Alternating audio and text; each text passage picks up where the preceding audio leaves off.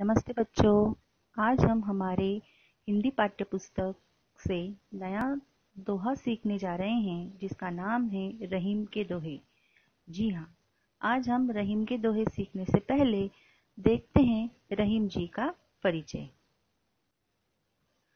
बच्चों, रहीम का जन्म लाहौर में हुआ।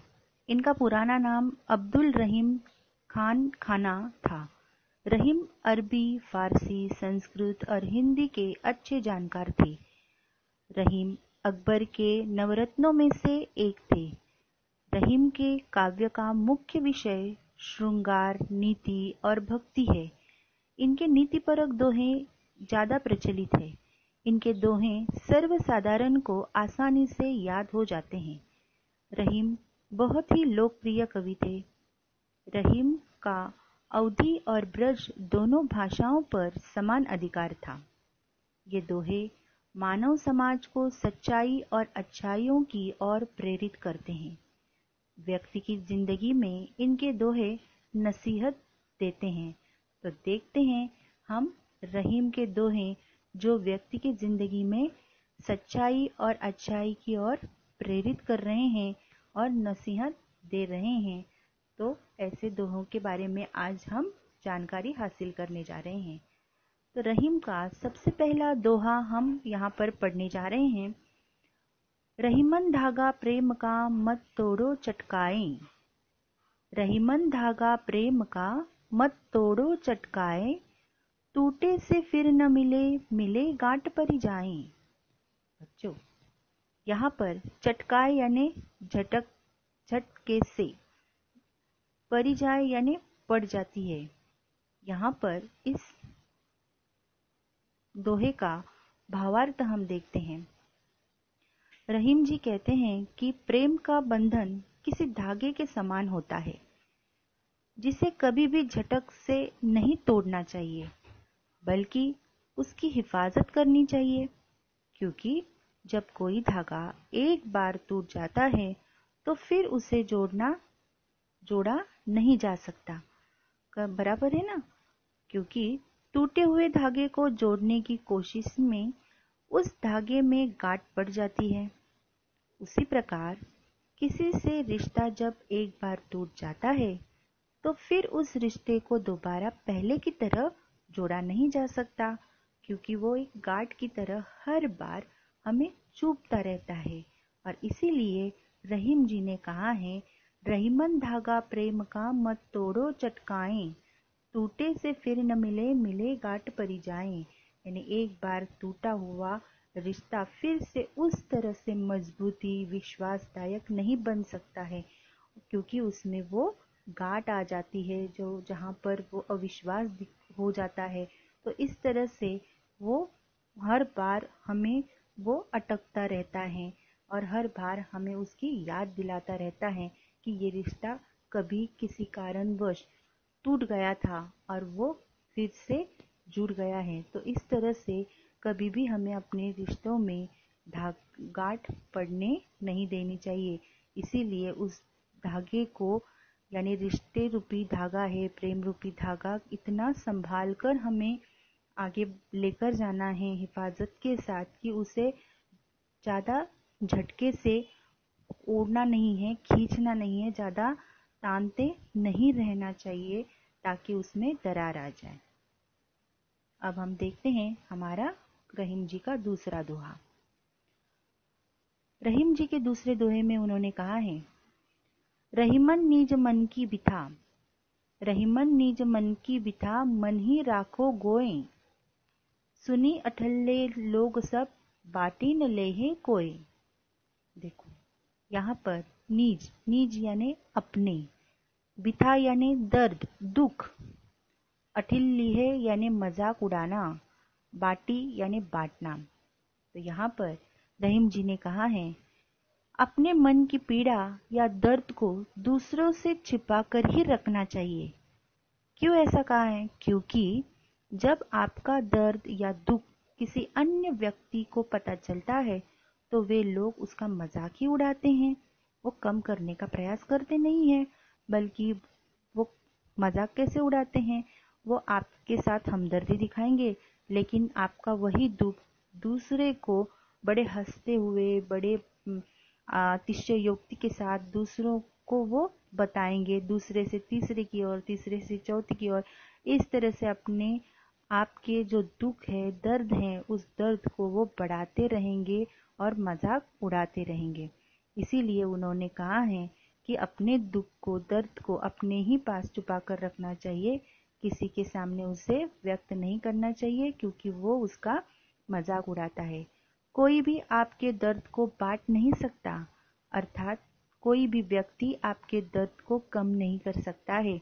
आपको अपना दर्द खुद कम करना चाहिए और उसका हल निकालना चाहिए। इसीलिए कभी किसी के सामने रोना नहीं है, बल्कि हंसते हुए सबके साथ रहना है, और अपने आप आपके जो दुख हैं, दर्द हैं, वो दूर होते रहेंगे, और ना ही लोग आपके मजाक उड़ाएंगे और आप और दुखी नहीं हो पाते हैं। इसीलिए रहीम जी ने कहा है, निज मन की बिथा मन ही राखो गोए, सुनी अठल्ले लोग सब बाटी न ले हैं कोय। अब यहाँ पर रहीम जी का तीसरा नीतिपरक दोहा हम सीखने जा रहे हैं। तो सुनो बच्चों। एके साधे सब सदे, एके साधे सब सदे, सब साधे सब जाएं, रहीमन मूलहि सींची बो, फूले फले उगाएं। देखो यहाँ पर मूलहि यानी जड़ में, सींची बो यानी सिंचाई करना, उगाए यानी तृप्त। तो यहाँ पर रहीम जी ने कितने सुंदरता के साथ देखो बताया है कि एक बार में केवल एक कार्य ही करना चाहिए, यानी व्यक्ति को एक बार केवल एक ही कार्य करना चाहिए, क्योंकि एक काम में पूरा होने से कोई और काम अपने आप पूरा हो ही नहीं सकता। यदि एक ही साथ आप कोई लक्ष्य को प्राप्त करने की कोशिश करेंगे तो कुछ भी हाथ नहीं आ सकता। इसीलिए रहीम जी कहते हैं कि यह वैसे ही है जैसे किसी पौधे में फूल और फल तभी आते हैं जब उस पौधे की जड़ में उसे हम पूरी तरह से मन से सींचते हैं, तृप्त कर देते हैं उसे। जितना पानी डाला जाता है उतना ही वो फूल फलों को मिल जाता है और वो अच्छी तरह से खिल जाते हैं। तो इस तरह से अनेक ध्येय नहीं रखने चाहिए, अनेक में से किसी एक मुख्य को पहले केंद्र बिंदुत करना चाहिए, फिर उसी को पूरा करने की कोशिश करनी चाहिए। जब आप उसे पूरा करोगे तो अपने आप उससे जुड़ा हुआ दूसरा काम भी आपका पूरा होता रहेगा। इसीलिए यहाँ पर रहीम जी ने कहा है, एके साधे सब सदे, सब साधे सब जाएं, रहीमन मूलहि सींची बो, फूले फले उगाएं। तो देखो ना बच्चों, सच है, पेड़ों के पौधों को ही हमें पानी डालना है, उसे सींचना है, लेकिन तभी जाकर वो जड़ें पेड़ के बाकी के हिस्सों को वो सब कुछ दे सकेंगे, जिससे वो पूरा पेड़ जो है वो फल फूलों से, पत्तों से हरा भरा हो जाएगा, है ना। तो उसी तरह से हमारे काम होते हैं, एक काम से दूसरा काम जुड़ा हुआ रहता है। इसीलिए एक काम को पहले पूरा करो तो दूसरा काम आसानी से पूरा हो सकता है। तो कितना सुंदर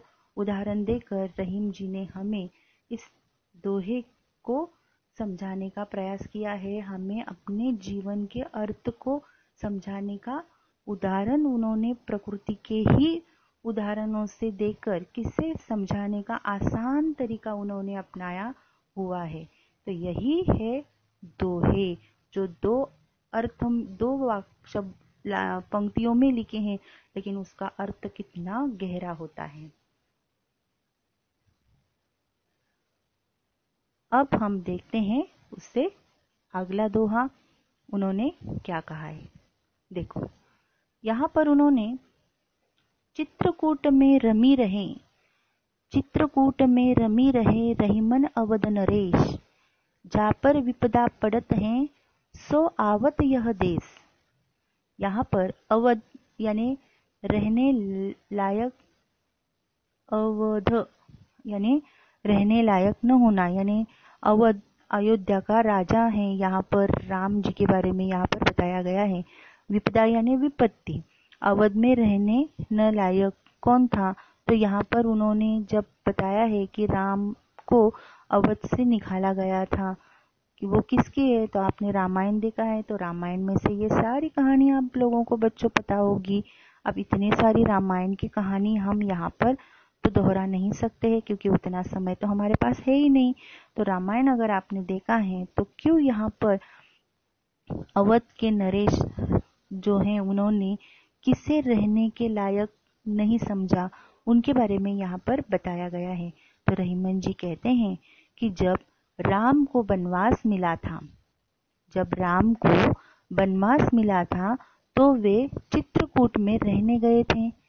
चित्रकूट में रहने गए थे यानी चित्रकूट यानी जंगल की एक शांत सुंदर मनमोहित ऐसी जगह है। रहीम यह भी कहते हैं कि चित्रकूट बहुत ही घना व अंधेरा वन होने के कारण रहने लायक जगह नहीं थी, परंतु रहीम कहते हैं ऐसी जगह पर वही रहने जाता है जिस पर कोई भारी विपत्ति आती है। कहने का अभिप्राय यही है कि विपत्ति में व्यक्ति कोई भी कठिन से कठिन काम कर लेता है।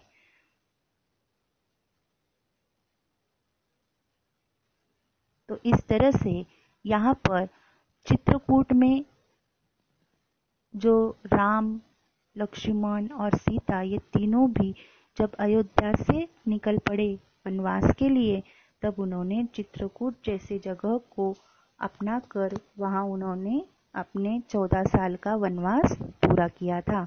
तो इस तरह से यहाँ पर रहीम जी कहते हैं कि जिनके भी ऊपर विपत्ति आती है तो वो लोग चित्रकूट में आकर रहते हैं और वहां पर रम जाते हैं और अपनी जो सजा है उस विपदा को वो क्या कर देते हैं, दूर कर देते हैं, पीड़ा को दूर कर देते हैं। यहाँ पर आज जो हमने ये 5 दोहे रहीम जी के यहाँ पर आज हम बच्चों सीखने जा रहे हैं।